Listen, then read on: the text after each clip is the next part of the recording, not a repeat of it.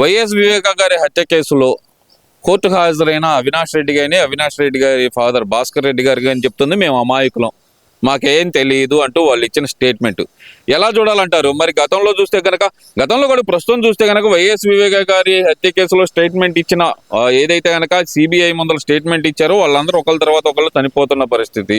మరి ఇక్కడ వీళ్ళిద్దరేమో మేము అమాయకులం అని చెబుతున్నారు. మరి ఎలా చూడాలి అసలు ఈ పరిస్థితిని? వీళ్ళు అమాయకులు కాదు, మాయకులు. వాళ్ళు చేసే మాయలు గారడీలు అందరికీ తెలుసు. కొంతమంది చనిపోయినప్పటికీ సాక్ష్యాధారాలు ఇంకా ఉన్నాయి. ఎప్పుడు కూడా కోర్టులో ఒక కేసు వేసిన తర్వాత ఎమ్మటే అది ప్రూవ్ అవ్వదు కాబట్టి మధ్యలో చనిపోయే వాళ్ళు ఉన్నప్పటికీ సాక్ష్యాధారాలు, రిపోర్ట్స్, వీళ్ళ ఏదైతే డిపార్ట్మెంటు ఇచ్చినటువంటి రిపోర్ట్ ఉంటుందో అది తప్పకుండా దాని మీద వీళ్ళకి శిక్ష పడుతుంది. వివేకానంద రెడ్డి హత్య కేసులో వీళ్ళు ఎంతమందిని హత్య చేసినా అప్రూవల్గా మారి ఇది జరిగిందని చూసిన మన దస్తగిరిని చూసాం. అలాగే ఎన్నో సందర్భాల్లో గతంలో ఉన్నటువంటి కోర్టులో ఉన్నటువంటి కూడా తప్పు చేస్తే మనిషి ఉన్నా లేకపోయినా శిక్ష పడినటువంటి పరిస్థితులు మనం చూసాం.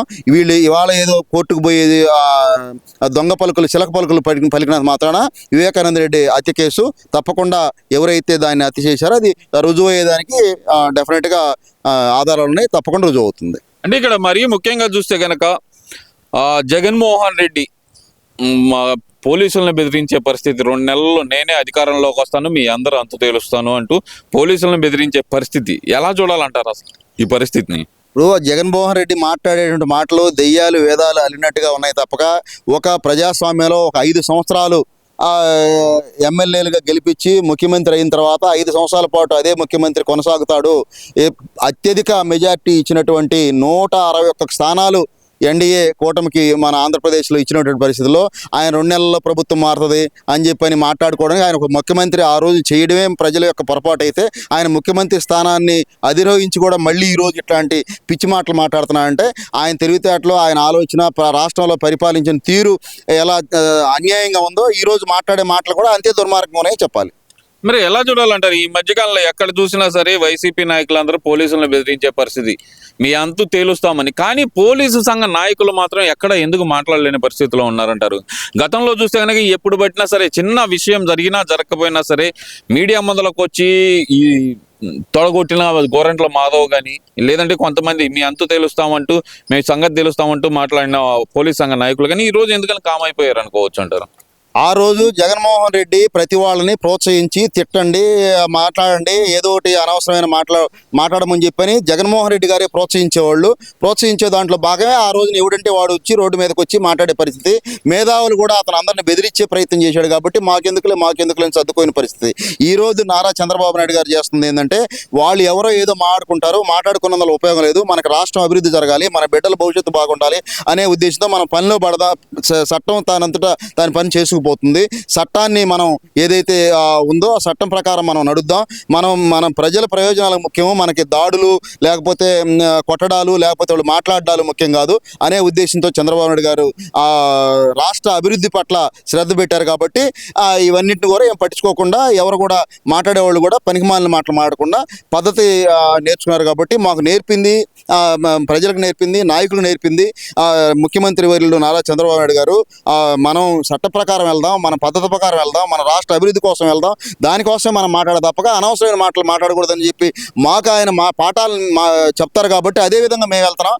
జగన్మోహన్ రెడ్డి అబద్ధాలని సృష్టించి ఎదుటివాడిని దూషించే విధంగా, ఎదుటివాడిని ఇబ్బంది పెట్టే విధంగా మాట్లాడమని చెప్పి ఆయన చెప్పాడు. కాబట్టి ఆ విధంగా ఆ రోజు మాట్లాడడం జరిగింది.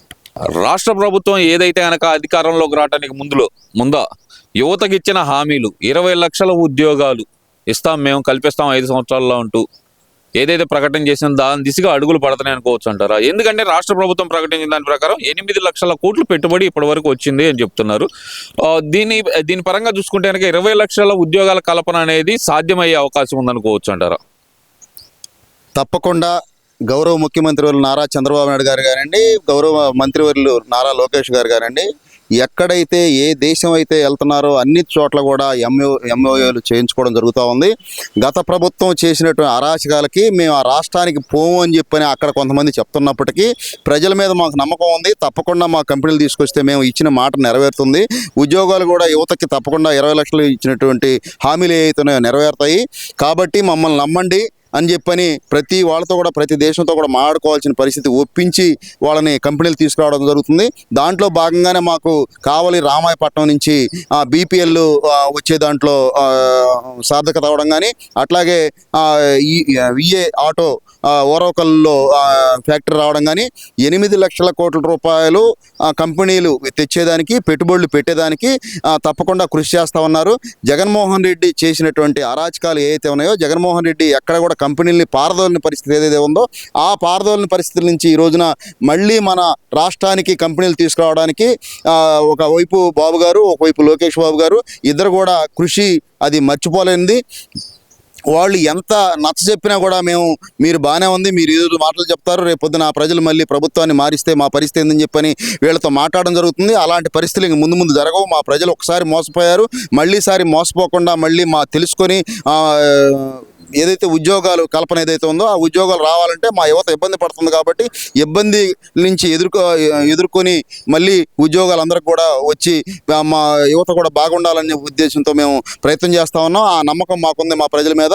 తప్పకుండా మా రాష్ట్రాల్లో మీరు పెట్టుబడులు పెట్టండి అని చెప్పని వాళ్ళు నచ్చజెప్పి కంపెనీలు తీసుకొస్తా ఉన్నారు. ఇటు రాజధానిలో కానివ్వండి, అటువైపు వైజాగ్ కానివ్వండి, అన్ని జిల్లాల్లో కూడా సమానత్వంతో కంపెనీలు తీసుకొచ్చి బ్రహ్మాండంగా రాష్ట్రాన్ని అభివృద్ధి చేస్తాం. రాబో కాలంలో మంచి భవిష్యత్తు రాష్ట్రానికి ఉంటుందని చెప్పని నమ్మకంతో పెట్టుబడులు మాకు వస్తున్నాయని చెప్పి మేము నమ్ముతున్నాం. అంటే ఇక్కడ చూస్తే కనుక గతంలో పెట్టుబడులు పెట్టడానికి భయపడిన ఏదైతే కనుక పెద్ద పెద్ద కంపెనీలు ఉన్నాయో ఇప్పుడు కూడా చెప్తున్నారు, ఎలా నమ్మాలి మేము, ఇంకోసారి జగన్మోహన్ రెడ్డి రాడు, మాకు అష్యూరెన్స్ ఇవ్వగలరా మీరు అని చెప్పే పరిస్థితి ఎందుకు వచ్చిందంటారు రాష్ట్రంలో? అసలుకి గత 5 సంవత్సరాల్లో చూస్తే కనుక గుడ్డు పెట్టింది పొదుగుతుంది అని చెప్పిన అమర్నాథ్ గారిని చూసాం మనం. ఇప్పుడు చూస్తే కనుక ఏ రోజుకి ఆ రోజు కొత్త MOUలు చూస్తున్నాం మనం.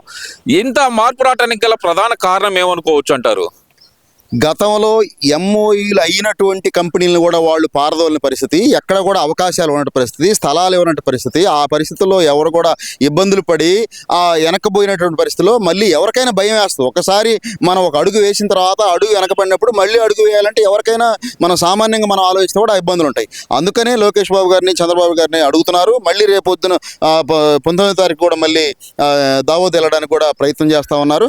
తప్పకుండా వీళ్ళు ఏదైతే ప్రజల నమ్మకాన్ని ఉమ్మి చేయకుండా యువతకి ఉద్యోగాలు ఇవ్వాలనే ఉద్దేశంతో ఏ ప్రయత్నం అయితే చేస్తున్నారో ఆ ప్రయత్నానికి నమ్మబలికి ప్రజల మీద నమ్మకంతో పనిచేసేదానికి ముందుకు పోతున్నారు. తప్పకుండా MOUలు అవుతాయి, ఇంకా కూడా కంపెనీలు అవుతాయి. ఇప్పుడు అయిన కంపెనీలు కూడా బోల్డెన్ కంపెనీలు, నాకు తెలిసి 200 కంపెనీలు మన ఆంధ్ర రాష్ట్రానికి MOUలు అయినాయి అని చెప్తున్నారు. అవి కూడా తొందరలోనే మంచి రోజులు చూసి శంకుస్థాపనలు చేసే పరిస్థితులు తప్పకుండా కంపెనీలు మాత్రం ప్రజల్ని నచ్చచెప్పి ప్రయత్నం అయితే పూర్తి చేస్తారని చెప్పి నేను సందర్భంగా తెలియజేసుకుంటున్నాను. మరి ఇక్కడ ఇంకో విషయం కూడా చూసుకుంటే, ఓ పక్కన రాష్ట్ర ప్రభుత్వం అభివృద్ధి పదంలో దూసుకువెళ్తుంటే మరో పక్కన వెనక్కలాగే విధంగా ఈ వైసీపీ నాయకులు చేస్తున్న ప్రచారాన్ని ఎలా చూడొచ్చు అంటారు? అసలుకి ప్రభుత్వంలో అరాచకం పెరిగిపోతుంది, రెడ్ బుక్ రాజ్యాంగం నడుస్తుంది అంటూ ఒక ప్రచారం అయితే తెరలేపుతున్నారు. దీన్ని ఎలా చూడాలంటారు? మరి ఇప్పుడు 40,000 కిలోమీటర్ల సిమెంట్ రోడ్లు వేసిన పరిస్థితి ఉంది. ఇచ్చిన హామీల్లో భాగంగా పెన్షన్ పెంచిన పరిస్థితి ఉంది.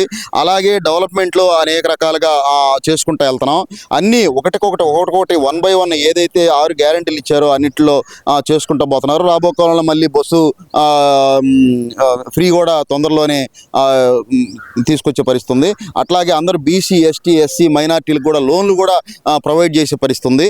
ఏదైతే మీరు ఒక్క మాట కూడా నువ్వు చెప్పినటువంటి మాటను నెరవేర్చుకోకుండా ఒక్కసారి అని చెప్పినటువంటి అబద్ధాల ఛాన్స్ని నమ్మి ప్రజలు ఏదైతే మోసపోయారో ఆ మోసాన్ని తెలుసుకొని ఈ రోజున మళ్ళీ ఓట్లు తిరిగి తెలుగుదేశం పార్టీకి పట్టం కట్టారో, ఎక్కడ కూడా ఆ మాటను ఉమ్మి చేసుకోకుండా ప్రభుత్వానికి మచ్చ లేకుండా నీలాగా ఎదుటివాడిని దాడి చేసి కులాలని రెచ్చగొట్టే ప్రయత్నం చేయకుండా పరిపాలన ఏదైతే ఎలా అయితే చేయాలో ఆ పరిపాలన భాగంలో నిమగ్నం అయ్యారు అటు మంత్రులు కానీ, ఇటు నారా చంద్రబాబు నాయుడు గారు ముఖ్యమంత్రి కానీ. అందువల్ల ఎవరు బిజీలో వాళ్ళు ఉన్నారు. తప్పకుండా మన రాష్ట్రానికి తొందరలోనే అతి మంచి రోజులు, మన బిడ్డల భవిష్యత్తు బాగుంటుందని చెప్పి ఈ సందర్భంగా తెలియజేసుకుంటున్నాను.